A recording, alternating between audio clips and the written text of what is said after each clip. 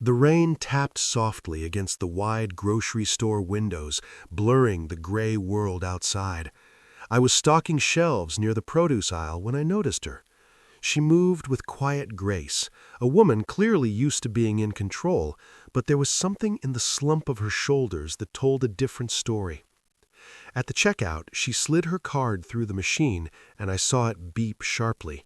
Declined. She tried again. Declined. And a third time.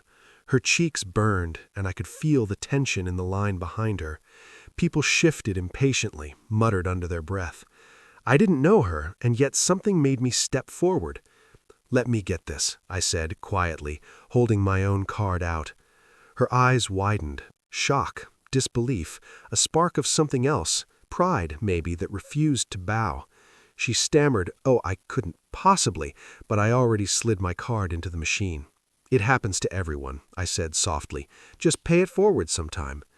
She tried to speak again, but I just nodded and smiled. Behind me, a little girl peeked out from behind my legs, clutching a stuffed elephant with wide, curious eyes. That girl, Emma, was my world. She didn't know me, but something about her vulnerability lingered in my mind, even as she collected her groceries and disappeared into the rain. And I realized sometimes small gestures can feel bigger than we expect. Later that night, after Emma had drifted to sleep clutching her elephant, I sat at the kitchen table, flipping through old architecture magazines. The rain still drummed softly against our apartment windows. Our apartment wasn't much, small, cozy, a little worn, but it was ours. Here, with Emma giggling over her pancake breakfast earlier that morning, I had found a steady rhythm in life I couldn't have imagined when I worked late nights on skyscrapers and city designs. Architecture had once been my dream, my life, but after Sarah's diagnosis and eventual passing, priorities shifted. Emma needed presence, not blueprints. Even so, I couldn't shake the image of that woman at the grocery store, the way her hands trembled slightly, the soft catch in her voice, the flicker of pride mixed with embarrassment. Victoria Hayes, I remembered her name from the little tag on her bag. Something about her stayed with me long after the checkout line and the rain. 3 days later, I found myself busy at work at Parkside Market arranging tomatoes when she walked in. My heart skipped. Victoria, in a tailored navy suit, heels clicking against the floor, scanned the aisles like she didn't quite belong, but she did. She spotted me, standing behind the produce with Emma playing quietly beside me. There was a hesitation in her step, a quiet determination in her eyes. I tried not to stare, but curiosity pulled me toward her anyway. "Excuse me," she said lightly, nodding toward me. "The man in produce, he seems very capable." The store manager beamed. "Daniel, he's the best we've got. Used to be an architect, left the firm for family reasons. Our gain, his loss." My breath caught in my throat. She didn't just see a grocery worker. She saw me, the man I once was. I watched her move through the store, making small purchases, stealing glances at the layout, asking questions. Something in the way she observed reminded me of the passion I had once carried for design, the careful curiosity, the mind always looking beyond what's in front of it. For the first time in months, I felt that old spark stir in me. Later, when Emma tugged at my sleeve, asking if she could plant flowers at the community garden, I nodded, caught between my life of routine and the pull of this new, unexpected connection. Victoria joined us in the lot, jeans and a simple blouse replacing the polished image from the store. She knelt beside us, hands in soil, asking questions, laughing at Emma's attempts to arrange seedlings perfectly. Something unspoken hung between us as we worked side by side in the dirt. I could see her walls, strong and polished, starting to crumble just a little. She wasn't just a stranger who'd had her card declined in a storm. She was a woman carrying burdens hidden behind power suits and corporate titles. And I realized quietly that this small act, the groceries, the rain, the shared smiles, was only the beginning of something bigger, something that would reach past transactions, past titles, and past loss.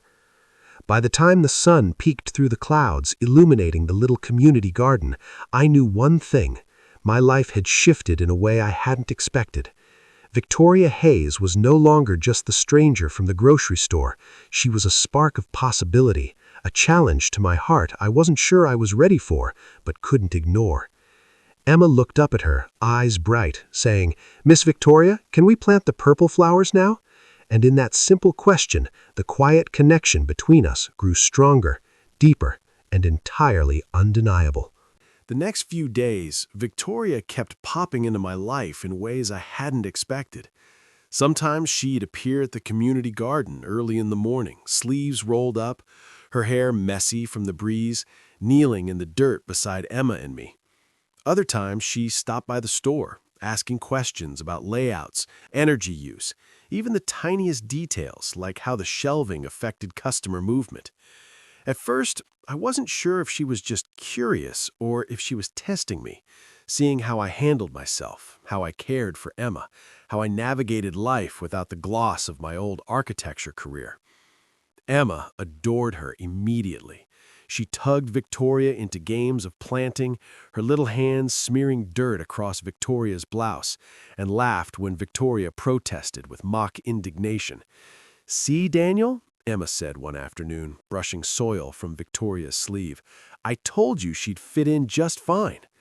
I chuckled, watching them, realizing I was smiling more than I had in months.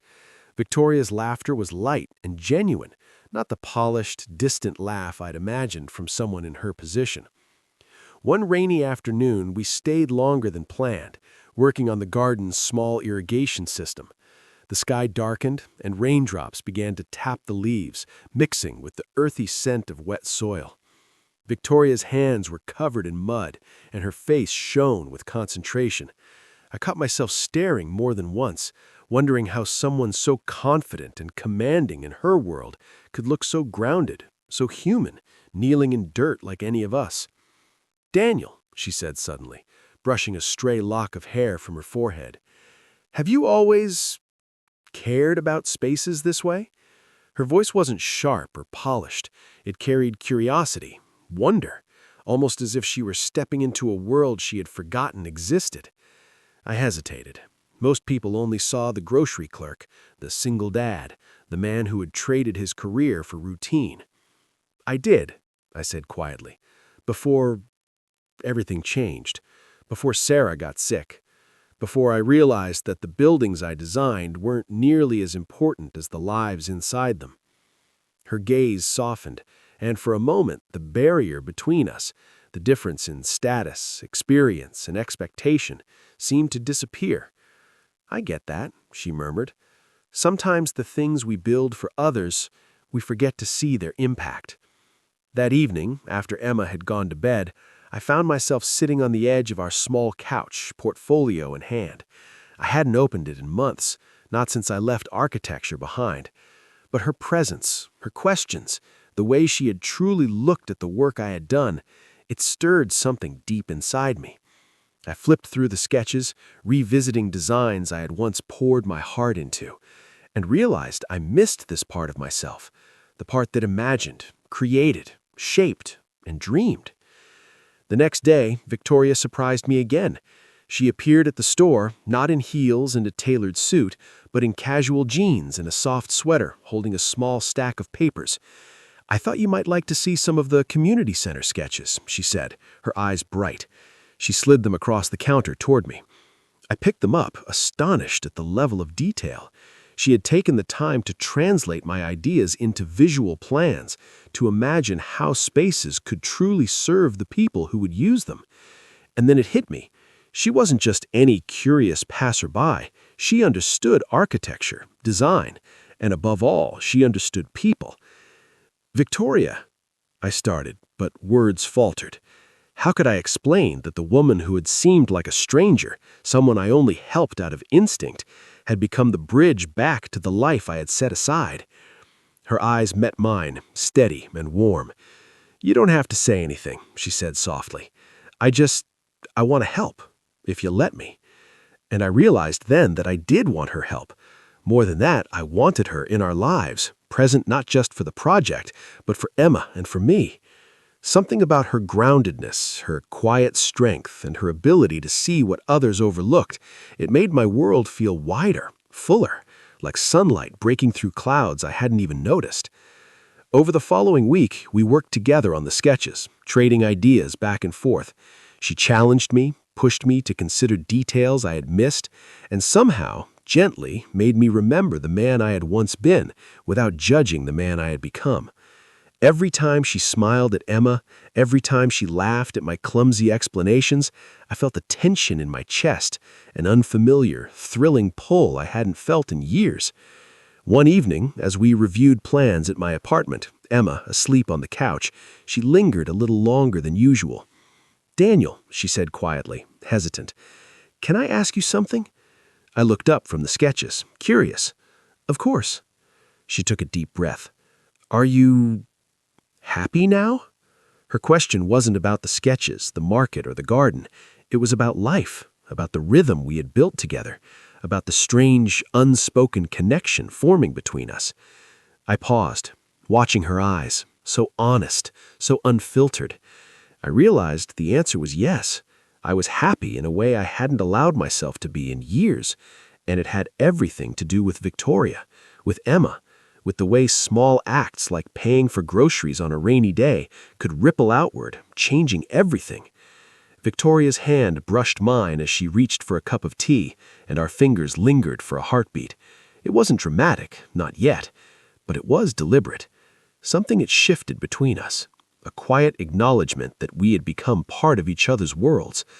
And though neither of us said it aloud, the unspoken question hung in the air. If two people from such different lives could find common ground, could kindness, patience, and shared purpose build something lasting, not just in architecture, but in hearts as well? The night everything changed, Victoria stood in my apartment with a look I had never seen on her face before.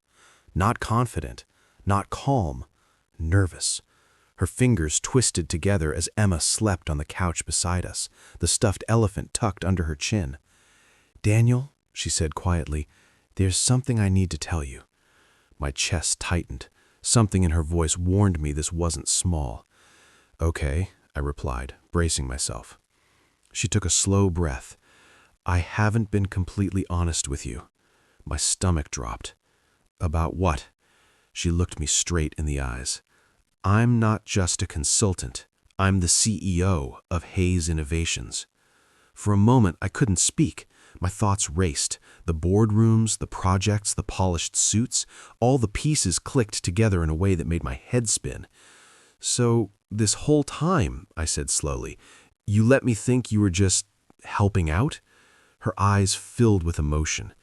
"At first, I didn't want my title to get in the way. I wanted you to see me, not the CEO. Then, I was scared you'd pull away if you knew." My heart hurt more than I expected. "You should have trusted me," I said quietly. "I helped you because you were human, not because of who you are." Silence filled the room.